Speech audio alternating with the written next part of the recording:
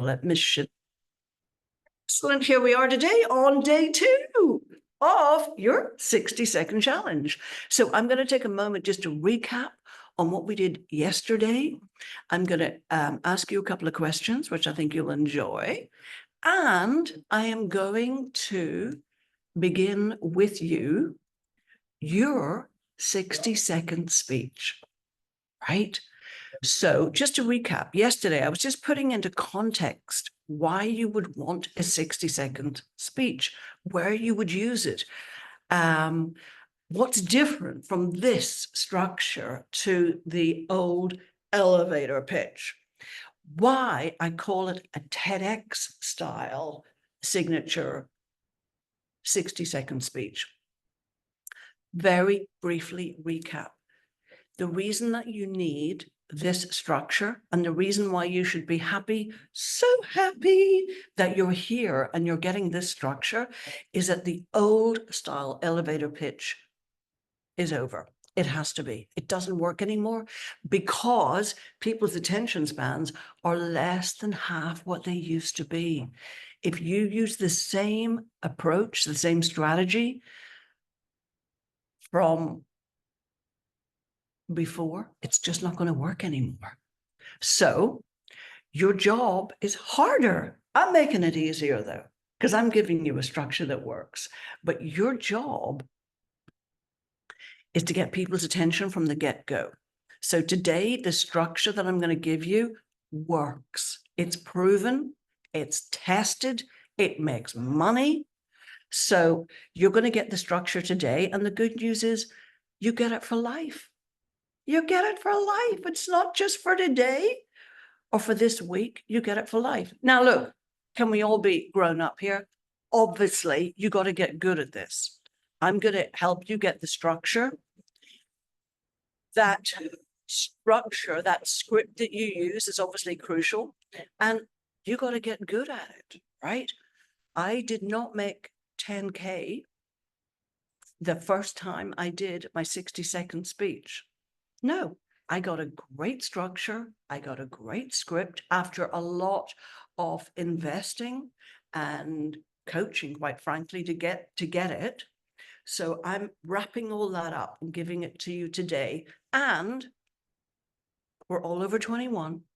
We know you got to get good at stuff. You got to practice. You got to get feedback. You got to refine it. You got to tweak it. You will know when it's good. How will you know when it's good? There's a clue. You get paid. You get paid. You will know you have cracked it depending on, quite frankly, how much money you make. It's that simple. Because if you're selling a service, now obviously you're not selling directly after 60 seconds, but what you will have after 60 seconds is the response. You will have the numbers. What do they say? The numbers don't lie. You know, very often they don't. You will have the numbers. What do I mean by the numbers, by the way? I mean, I'm going to show you on Friday, probably, how you take people who are listening to you into a process where they get to know you better and they're on that path to become, some of them anyways, paying clients. Okay. So there's a simple process to do that. We'll look at that. Okay. So today what we're going to do is we're going to build you that structure. I know it's only 60 seconds, but trust me, there is a structure. There's a 5-step structure and it's in a sequence, right? And it has to be done in the sequence for a reason. So I demoed my 60-second talk yesterday and I unpicked, you know, what had happened in that talk. And I give you a little bit of homework and we'll get to that. But first of all, I'm curious. Takeaway from yesterday, put it in the chat. Your biggest takeaway from yesterday. And if you weren't here yesterday, well, you know what? You might just have a takeaway from right now and you can share that too.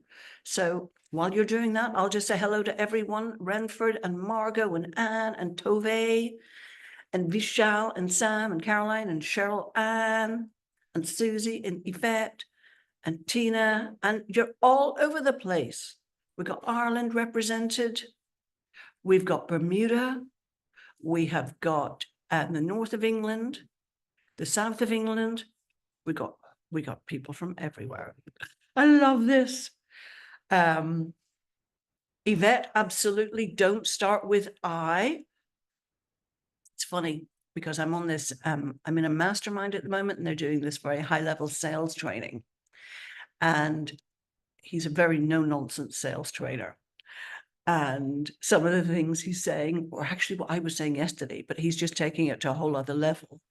I quote, "Nobody cares what you're passionate about. Nobody cares about you. Stop making it all about you. Nobody cares about your damn testimonials. They know you're going to pick out the best testimonials." You know, so this is like the truth. This is like the truth. This is like the truth, right? People don't even care what you're passionate about, guys. You care what you're passionate about, and that's lovely. Be careful when you put your content out there that you're not assuming all sorts of things, by the way, with people, but I'm getting off on another tangent. But people really do not care what we are passionate about. They couldn't give a darn. They really couldn't give a darn. They only ever care about us when we start to sound like we could be useful to them. And we got to get to that point very quickly. They definitely don't care about our story. I'm sorry. Not sorry. You're all here for the truth, right? You all paid 10K to be here, right? I am assuming I'm treating you like you're people who paid 10K for these 5 days. So therefore, I got to bring it. And I got to bring the truth to you, like you might not hear anywhere else. And that's all there is to it. Nobody cares about your story until and unless it connects with their story. Very correct, Ms. O'Connor. Heart, absolutely. Netherlands, Margot, fabulous. Lovely, Rena. Preachers and pastors speak with the most conviction because they're so aligned what they're speaking is the truth. You guys were listening yesterday. This is great. It's like, Rena, you got that word for word, right? You could be me. Preachers and pastors, yeah, that's right. They speak with conviction. They're not worried about whether you like them or not.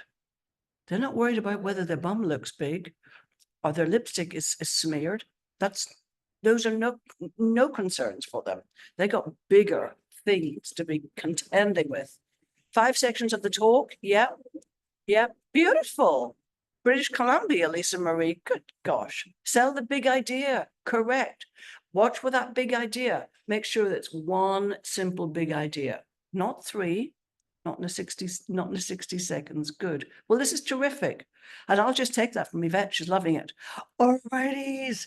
Here's what I want to know before we go into the detail of the talk.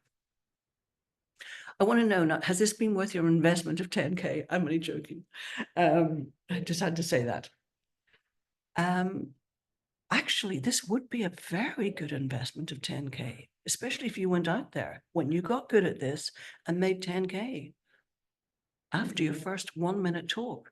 Hey, now there's a heck of an investment. Maybe I should be charging this next time. Just thought of that. Now, 2 questions. Number 1, what are you most excited about in terms of speaking, right? What are you most excited about in terms of this speaking, this structure that gets people excited, that gets people connected to you from the get-go? That's what I want to know. What are you most excited about? Maybe you're excited about the potential that this could bring you, right? Effective is great. Yeah. What are you most excited about? What are you most excited about? Real connection. Now, that is just so true. That is just so true. Real connection. Definitely. Definitely. Impact. Absolutely, Tony. Genuine interest from the audience. Definitely. Yeah. Who wants to be boring, right? Who wants crickets? And is saying being able to keep people engaged. And yeah, definitely. Definitely. Yeah. Love it. Look at all that. To connect and save relationships. Most definitely, Ms. Tina. Love it. And here's my second question. What are your fears? What are your fears and concerns about speaking? What are your fears and concerns? Yeah. What are your fears and concerns about speaking? Yeah. Yeah. Yeah. What are your fears and concerns? Yeah. Brentford, I can give you a fear concern because you haven't got any, but I could give you one if you like. Here's one to have, that you could be boring. Never lose sight of that fear. Never, ever get complacent. Always be on your toes. Always be concerned about your audience. Always have that fear. Always have that concern. Shit, I don't want to bore these people. They're never going to get this time back. I don't want to be a bore. I don't want to bore them. Never lose that fear. You're never going to dry up, Susie. Don't worry about that, because this is a very simple structure. Yeah. Yeah. Take off that weight, Sinead, of not getting the results. Yeah, that's a bit of a pressure. I totally understand it. And what you want to do before you go out to deliver is you want to really connect to, you want to have as open a mind as possible. Here's what you want to do. You want to remind yourself of that one key message, your through line. It's your big idea as well, that you want to leave your audience with, right? It's a little bit like if you were doing an interview for radio or TV, when we get people ready for that, when we're doing the PR side of stuff, I always make sure that they've got one through line, one key idea that they are conveying, that they're conveying. And that's what they want to get across. Good. Excellent. Okay. Yeah. Yeah. Okay. Great. Excellent.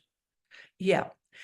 So, Rena, let me tell you something. That's a great point you made there, being prepared without sounding over-rehearsed. But the truth is, there's no such thing as being over-rehearsed.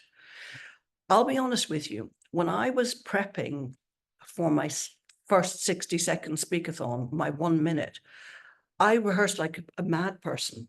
60 seconds, maybe 140 words. I rehearsed dozens, maybe 100 times. What's over-rehearsed? There's no such thing. Now, the reason that I rehearsed so damn much is that when I came to deliver it, it just flowed like that. It was like a conversation. I hit the camera and I hit the ground running, right? And I started like this. 70% of Americans say they're anxious or extremely anxious. People are scared. And when people are scared, they stop spending money. I saw this myself in the last crisis of 2008. Hard to believe, I know. What I saw is that people stopped spending money. One day, I had a thriving life coaching business. The next day, gone. Clients stopped coming. Now, by the way, ladies and gents, did that sound over-rehearsed? That was rehearsed to within an inch of its life. As I was walking down the street, as I was in the car, everywhere I'm speaking that, right? And I went through it word by word. Okay, so you want to do the work ahead of time so that when you come to actually deliver it, it flows like you are some anointed speaker from on high, and you just open your mouth and the words flow out of you, right? So that's why I want you to get that. Oh, look at that. Good morning from California. Lord knows what time it is there. Early as heck, that's for sure. So I want to give you a structure. And the reason I want to give you a structure is that then you don't have to worry about what you're going to say, because you're going to write this out. Like if you're really serious, by the way, how many people are serious about using speaking to connect with people? Right? Lord, some of you got both hands up. Wow, Yvette, you got to be American. Only American people are that enthusiastic, right? She's got to be, right? Probably from the West Coast, I'd say. But so I love it. So absolutely. And by the way, here's something that this chap this morning was saying. Communication, the level, the quality of communication is going down in our world. Why? Because of that. Because of that. Because of the smartphone, right? Because of damn texting and Facebook and social media, right? The quality of communication is going down, right? That means there is a need for people like us to step forward and bring good communication to the table. So you will stand out a mile from those who aren't making this effort, quite frankly. You guys are going to get the reward. You're going to get the reward. You will be best of class. You will be best in the room because you're making the darn effort, quite frankly. Now, the reason I want you to have a structure is you know where you're going. The structure works. Does that mean in any way, shape, or form that you are going to be reading notes or even taking a card up there? Absolutely not. No way whatsoever, because you're going to be so rehearsed. It's going to flow and you'll be present. You're not going to be feeling uptight. You're going to be completely present. And will you make it word by word perfect? Probably not, but we don't worry about that, right? We don't worry about that at all. But what it means is that you can relax knowing you got a structure that you're following. And if you ever get stuck, you can always say this phrase. Nobody will know that you're just trying to get your mind working. They'll just think you're an absolute genius. You'll just, and so confident, it's mind blowing. You're just going to say something like, so where do we go next? Or you could even cut it shorter and say, so what's next, right? And it's a little nudge to your higher self. Help me out here. It's a rhetorical question. Nobody's going to answer you because the answer is just going to come through. And the truth is, nobody knows your darn script. They don't know that the next thing that you're going to say is in the script or not. Nobody knows. Here's the thing. The thing that people really, really, really will pick up from you, your conviction, your clarity. Just that, your conviction and your clarity. Remember, you got one through line, one big idea, one message, okay? So you know my message from my 60 seconds, from the one I demoed. I do a few different varieties, but from the one I'm using for this challenge this week is you have to be solving a pressing problem in these times. People are only paying you when you are solving a pressing problem for them. I might say that 3 times. I might even say it 4 times in 60 seconds. I might say it in a slightly different way. You are in no doubt whatsoever. That's my big idea. That's my through line, right? So shall we get to your 60-second speech? I think so. I think so. Here's where you're going to start. With a whiplash. It's what one of my old teachers used to call where you start, a whiplash. It's got to be so strong, so good that people go, oh, flip, or something stronger, like they lean forward or they lean back. Either way, they're paying attention. That whiplash is a statistic. It's a strong, simple, stark statistic. It is not your opinion. It is not your name. It is not what you're passionate about or what you're committed to or anything like that. It's a strong, simple statistic. 70% of Americans are anxious or extremely anxious. So you're going to start with your strong, simple, stark statistic. If you don't have that, that's okay. You can just jot down at the top of your page statistic, okay? And then you're going to say a sentence or two about why that's bad or the implication of that statistic, right? I got my stat, and then I say, people are scared, right? And then I let them know why that's a bad thing, how it relates to them. When people are scared, they stop spending money. Because my audience, remember, are people in business, entrepreneurs, coaches, consultants, right? They stop spending money, right? That's where you start with your statistic, your whiplash, and then pointing out why we need to pay attention to that, right? Everybody with me so far? And that's okay. I'm giving you the structure. You can play with this as much as you like. This is not going to be perfect right now. This whole week might not be perfect right now. Take that pressure off yourself. Think of it as a draft, right? As a first draft, an early draft, okay? I saw this myself. This is the first time you use the word I. Because at this point, they're thinking, yeah, but why should I trust you? I mean, who are you again? Remind me. Like, what do you know about this? This is when we need to let them know. This is when our story is of interest to them. I saw this myself in 2008 in the last global crisis.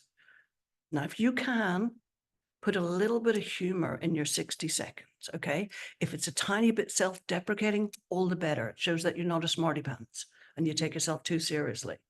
So plan ahead for the humor, because if you're feeling nervous on the day, it might not occur to you. My humor that I've planned ahead is quite simply hard to believe. I know, right? That's it. One day, I had a thriving life coaching business. Next day, it was gone. I just told you. I know what it's like to pretty much lose a business in a time of crisis, such as we're in now.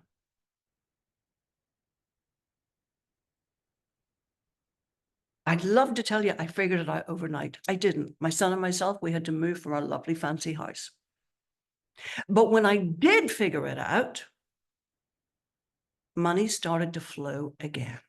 First 5 figures, then 6 figures. This is my story. It's about 4 lines. The only point of this story is to show you why you can trust me, how I know what I know. You're going to do the same.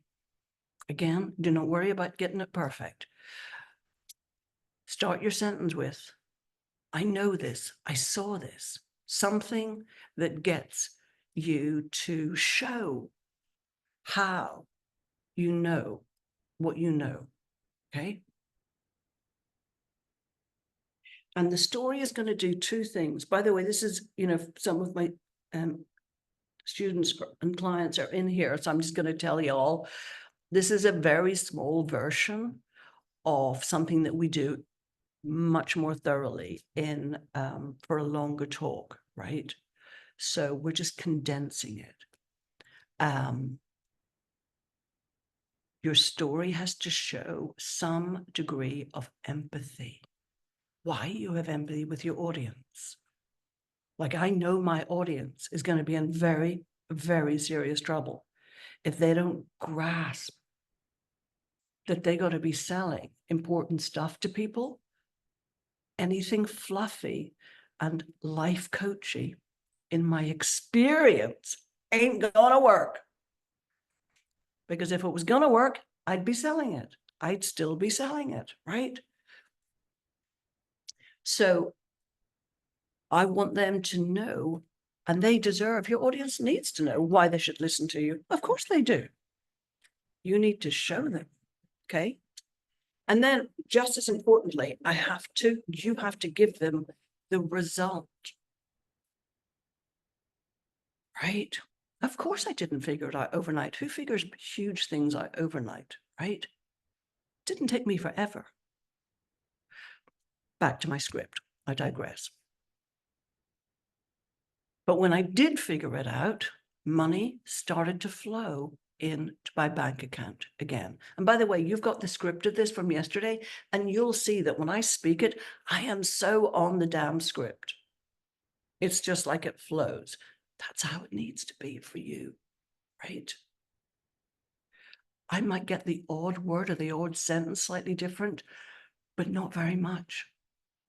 So I do appreciate this is the very opposite from what some of you may be used to, or you may have heard from other people. Just get up there. Don't be too practiced or rehearsed. Just get up there and share your story. No, please don't. Please don't. Because people deserve better than that. And you're not going to get a result like you will get with this. That's the truth. And you all have been in those rooms where people get up and do that. And you're trying your best to be a nice person and show interest. And it's hard, especially when it's the 30th person in a row. It's like, oh my God, why did I sit in the front row? Please God, take me out of here. Oh, maybe that's just me. Okay, so now, where was I? Okay, the story. First 5 figures and then 6 figures. So that within in 3 months, I was back to a 6-figure business. Now your audience is like, I'm in. Yeah, what you got? If you're an American audience, they've already decided they want to buy from you at that point. They've already decided. You've just given them the evidence. They're like, I like you. You know shit. I'm buying. So next part of you, where do we go then? Oh, am I going too fast? Are you okay with this? I might even stop there. That's enough. I'm going to stop there. That's all I'm giving you to do for now. Everybody take a breath. Statistic. Whiplash. Go into it. Why it's a problem. How you know. Whiplash. Pain. Pain of the whiplash. Write this down. I should have given it to you, the structure. I'm sure I did it yesterday. Whiplash. Pain of whiplash. Don't just give them the statistic and move on. Join up the dots, the statistic, and then why it's a bad thing. People are scared. And when people are scared, they stop spending money, right? And then proof of how you know about this. I saw this myself. Okay. Proof. And then proof. And then permission. Okay. Permission is really story.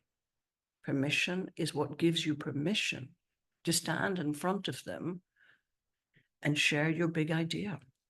Okay, I'll throw the big idea then. After permission, it's your big idea.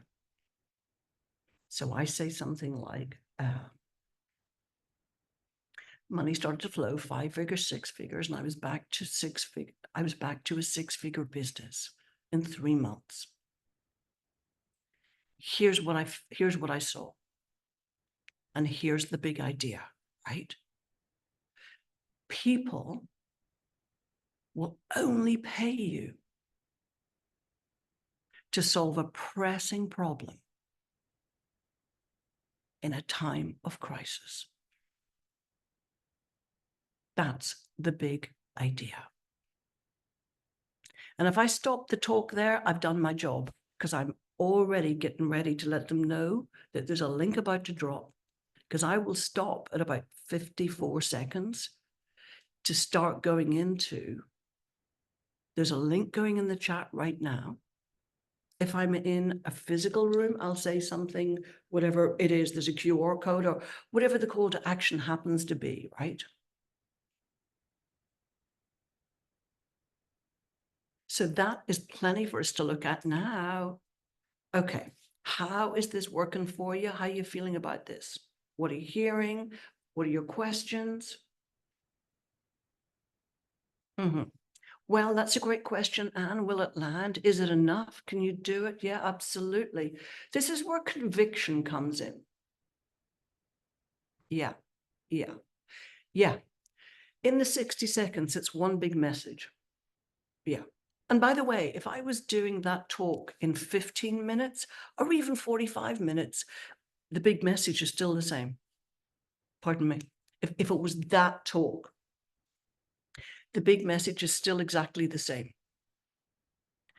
Think of it like a TED Talk, folks. A TED Talk these days is more likely to be 12 minutes. Back in the day, it used to be 18. But either way, you still only got one big idea, one key message in that talk. So if you're doing 15 minutes plus, you would have 3 pieces of content, by all means, that you are teaching, likely, but you still got your one big message, your one big idea. Yes. Caroline, yeah, definitely. I would use this anywhere in a networking situation. So, where you get that 60 seconds to share what you do. Those are very dangerous words, people. What you do. People are going to say, hey, no, come on up. Yes. And share. You got a minute and share what you do. Be wary of those words, folks. You ignore them and you remember my words. And you go, oh God, thank God, I just remembered I've got Fiona's voice in my head. And you start off with your statistic. Do not start off with, hi, I'm Fiona Harrold. And what I do is this, that, and the other, because your audience is just thinking, oh God, please take me away from this awful woman and these terrible people. No, you're not going to do that. You're going to stand up and go, 70% of people in America today feel anxious or extremely anxious. And off you go. And your audience is God. I'm being entertained. Thank God. So, questions, concerns. Okay. Questions, concerns. What are you hearing? What's your big takeaway from this? Are you loving it? Are you happy? Excellent. Yeah, you should be. That's the truth, because this is really good stuff. Even if I say it myself, and I can't even claim that this is, I made all this stuff up. I didn't. You're getting about 140 grand's worth of training here. Not even joking. Not even joking. My first 12-month speaking program was $48,000. And I had to go to the US live 4 times a year for the 4-day training and all the stuff in between. So this is an amalgam of what works from the best speakers in the world. And that's lovely. iPad is eye-opening. Sorry, I don't know who that is. Yeah, Lisa Marie. Awesome, fantastic. Yeah. Anybody on here who knows me will say that, one of my old mentors used to say that a talk that doesn't convert is a monologue. Your job is to convert people to your big idea.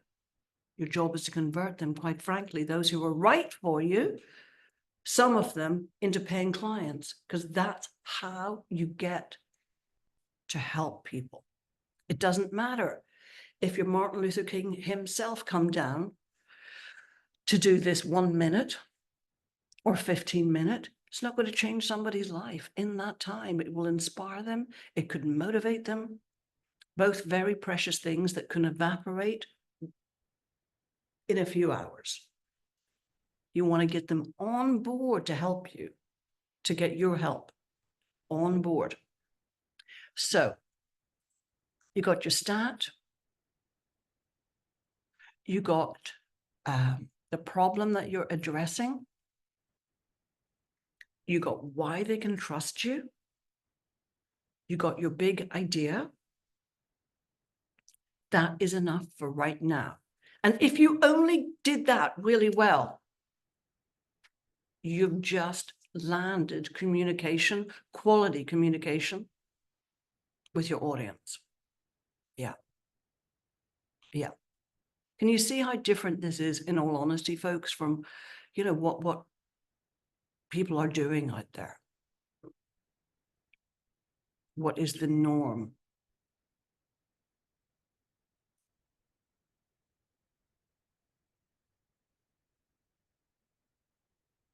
Now, would anyone like to share any of this? Like, do you have your stat? Do you want to run your stat, your whiplash? You got your story? Anyone got their story? Tove. I'm going to come to Tove because I know Tove a little bit. Okay. How's the 60 second? Because you're not used to this structure. Yeah. You're used to the longer one with me. So Yeah. how's this landing for you, Tove? I love this because this is precisely the thing you would do over the coffee or, when you're just meeting somebody. So what I love about it is that I just love the way you kind of float it out there, but it's so captivating that people are instantly attracted to it rather than the what do you do thing, which makes people yawn. So I love this. It's obviously a case of getting a statistic that would resonate with the different people that you see. You know, for example, absenteeism costs 118 billion pounds. That's people who are stressed at work. So like I was working with you, I'm working on the impact of stress, what it's doing to us. And that's the thing that I want to try and arrest people with straight away. Kind of why we can't just keep tolerating it or managing it. Okay, so you've got your statistic. What's this? Yes, Who's your audience? my audience is business people. I'm thinking it would be business women, possibly entrepreneurs, maybe solopreneurs. Maybe they're at conferences where they are meeting to get coaching or training or just trying to keep up to speed. But I'm also interested in speaking at conferences, you know, for example, where a brand is coming together and talking about the way forward. And that's a company that needs to realize we've got to address the stress. It's like the elephant. Okay, so if I had a bit longer with Tove, here's what I'd be saying. I'd be saying, get clear on the end strategy. This is a good discipline for everyone. What's the thing that you're going to be selling? I don't mean your free offer that brings people to a call, but in an ideal world, what is the paid offer that you would like people to buy from you?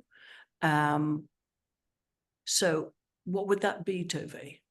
So I've been working on a thing called What the Fog. Okay, And I don't want to go there. It's yes, way too complicated. I'm going to coach you on that separately. okay. I want you to really rethink that. Oh, okay. So you're going to offer a solution to stress in the workplace, is that right? Stress in the workplace. Okay, got it. Okay. So the people who are going to buy from you in the talk, who would they be? The decision makers, if you like. Yeah, it would be an HR person. It would be a lot of companies now have a wellness team. Okay, perfect. So you're going to have a statistic about absenteeism and sickness. Beautiful. That's not going to be hard to find, folks, because it's so prevalent. You throw your statistic out there, and then you go into why that is a problem. And, you know, keep it real simple. Throw your statistic out there and go, people are sick like never before. Like since records began. Let it land. People just need to hear this and get it. And what that means is you have got to either replace people, which is very costly and time consuming, or you got to be doing two people's work. It also creates a disharmony in your environment, something like that. And then you got to get to you, how you know about this, how you've seen it, somehow make your point. Yeah. Any questions about that, my darling? I think that's amazing. Thank you, Fiona. Appreciate it. I just want to say the thing about the what the fog is, I just want us all to be careful about offering stuff that, in my opinion, is just a little bit cute. I just like to have real simple, plain simple stuff. And the problem with stuff that makes assumptions is you could lose your audience. I know you put a lot of work into this, Tove, but I looked at it, and the problem is that somebody might not identify as feeling guilty. They may identify as having fear or overwhelm, but guilt is a little bit complicated. I'd just be careful with it. That's all. Okay, but bless you. Thank you for coming forward. Who else has got a question? Unmute yourself. Come forward. We've got a couple of minutes left. Margot, go ahead. Well, I wrote something down and I have to translate because I wrote it in Dutch. Maybe it's my complete pitch already, but I'm not sure. Just mute yourself, folks. If you're not speaking, that would be great. Just go ahead and mute yourself. Yeah. more than half of the women experiences issue on the area of female. Yeah, have to say it in English. Yeah. About feeling female. If it's cultural pressure or stereotypes, also insecureness or inconvenience of their own body or sexual expectations are reasons why these women are so insecure and stressed about their feeling female. Okay, so hold on one what's the second, word? Mark. So my question is, are you addressing women not liking their bodies? Yes. So Okay, it's feeling insecure about their bodies. okay, slow down, slow down. Yeah. Okay, slow down, my darling. And when we speak, it's good to slow down as well so that people can take on board what we're saying. I know this isn't a real life situation, but get your statistic. I'm going to make it up now. 70% of women over 30 say they do not like their bodies. I don't know. What that means is that women are walking around disliking themselves. Yeah. And then you got to join up the dots as to what that means, whether you're addressing it in the workplace or in relationships, you know, what the implication of that is. Does that make sense? Yeah. Okay, good. Excellent. Well done, Margot. Who else? Who else had hands up? I'd like a go. Go on, Susie. Who are you talking to? What's the problem you're solving? You know, the mind's entanglement. Okay, who are you talking to? Who's the audience? Probably 20 to 30, 40. All right, it's a very big Yeah. range, but hey ho. What's the problem you're solving? How to untangle your mind. What's the problem you're solving? I'm being ruthless, guys. There Okay. needs to be a problem. We need to be clear on the problem. Well, What's I've written my 60-second thing. lovely. What's the problem you're solving? Chaotic thoughts. No, I'm going to stop No. you there and I'm going to give you some homework. The place to look for the problem that we're solving is not in here. It's out there. It's in real life. It's in the world.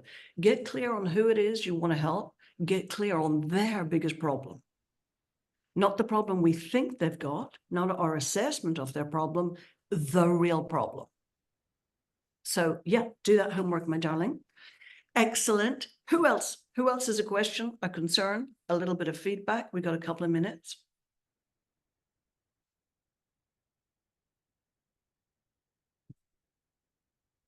Anyone else? Hi Fiona, it's Rena. I'm happy to share some thoughts. Go ahead, Rena. So the problem is that women of, say, middle age who have neurodivergent children, so children who are autistic, ADHD, or have a disability, Yeah. are burning out, taking high levels of long-term sickness or quitting work altogether. And that's having an impact on the economy, on the experience in the workplace. And Okay. also, Good. That's good. So is your audience female? so I would say diversity and inclusion teams in organizations. Okay. Yeah. So the audience, are they female? Is it mainly females who are perhaps giving up their career? It is mainly females, not only, but mainly females. But I think the audience would be mixed, but more senior level decision makers, senior level decision makers who typically would be men. Okay. So is the concern then that they're losing their best people? Yes. Okay, great. Well, I think that's a heck of a problem. That's great. So you come up with your stat. Yep. So I've got a stat from a research paper published this year that showed that 49% of employees either had a neurodivergent child or had a child waiting for a diagnosis. Got it. And then do you have a stat that says that what percentage of them end up leaving their career? I don't. There is not a lot of research around that, but I can probably find something around in that space from around work-life balance, and I'm sure there'll be something I can dig out. I'll do some research on that. Oh, that's good. Yeah, definitely. And then obviously you're offering some sort of a service thereafter, right? Yes. Perfect. Well done. Good for you. Excellent. Very good. Okay. One big idea that's running through your talk, one problem that you're addressing, one big idea, which is your solution, and the proof why they can trust you. Okay. Keep it all very simple. Never, talk about the thing that you sell, the services in that 60 second. It's got to be chunked up to that one big idea. Okay. Right, we got space for one more. Got space for one more. And then Miss Tina, I think I'm talking to you, Miss Tina, after this. Mary, go ahead. What's your question? What's the problem, my darling, you were solving? Hi, you can hear me? Yes, indeed. Oh, brilliant. Thank you. I see two parts to my problem, and I'm juggling which one to approach. One, it's middle-aged women, or we'll say they call it the sandwich generation, and they are sandwiched between aging parents that need extra attention, or in addition to their teenage kids or those going to college, and then trying to juggle a career. Okay, that's one group, and the other is the single woman that has no dependents, but she has lots of time, and my research shows me that they don't want to give up work because they don't know what to do with themselves. They need a purpose. And I'm passionate about two groups. Okay, well, here's my question to you. Who do you care about the most? Who do you care about the most? Actually, I care about everybody. And I think time starved is the real passionate core of everything, because if somebody has dreams and passions to do something, but I think it's the woman with so many things to juggle. I'm very passionate. I don't have kids myself, but I feel I want to give them freedom to go out and maybe take their own dreams off the shelf and get out there and carve some time out for themselves. Okay, good. I think that's good, my darling.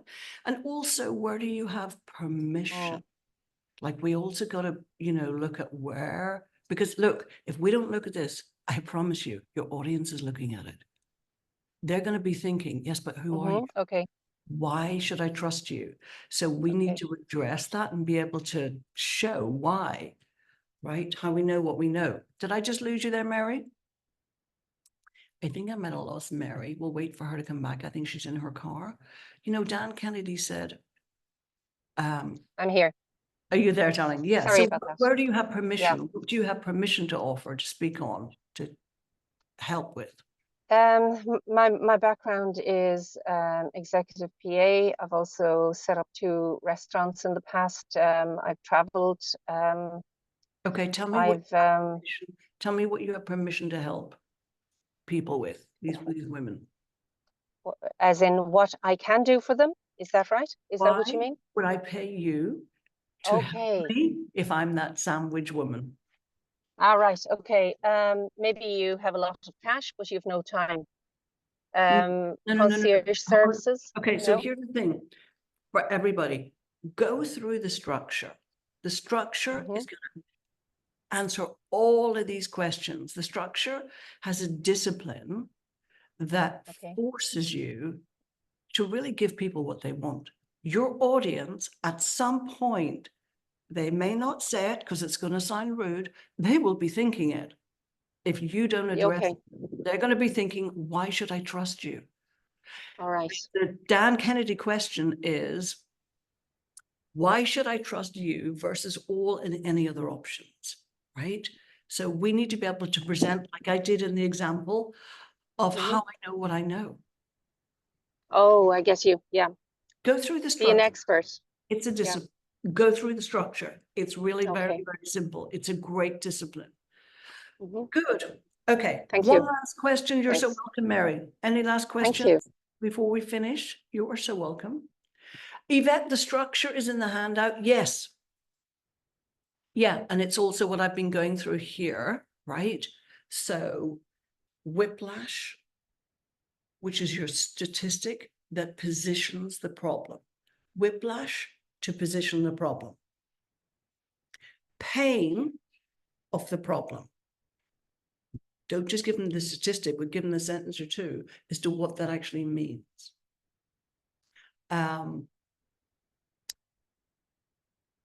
Permission or proof, if you like, that you understand it. Your story, in other words, what gives you permission to talk about it and to begin to obviously offer your insight in the solution. And then the big idea, right? So that's all we need to do today. Caroline, yeah, the handout, yes, will be in the Facebook group where it says files. And also we should be sending it out to you all today. Good. Any other questions for now? Otherwise, we'll continue this tomorrow. Your homework is to go through this structure, play with it, okay? Trust me, the word count is ruthless. I don't want you to get all anal with word count, but it's going to be something like 120, 30, 40, 50 words max. Do not think that you should increase the word count by speaking faster. That will be awful. And packing lots of stuff in, that will be awful. What's far more important is the conviction that you speak with and the quality of your content. 60 seconds does not give you any time to waffle. If you look at the way that I've written my speech, it's quite short sentences. It's very, very clear and precise because you got very little time and very little of people's attention span. So there's no space for any rambling whatsoever. Everything's got to be really precise and concise. Excellent. Okay, I'm going to stop the recording right now and I will see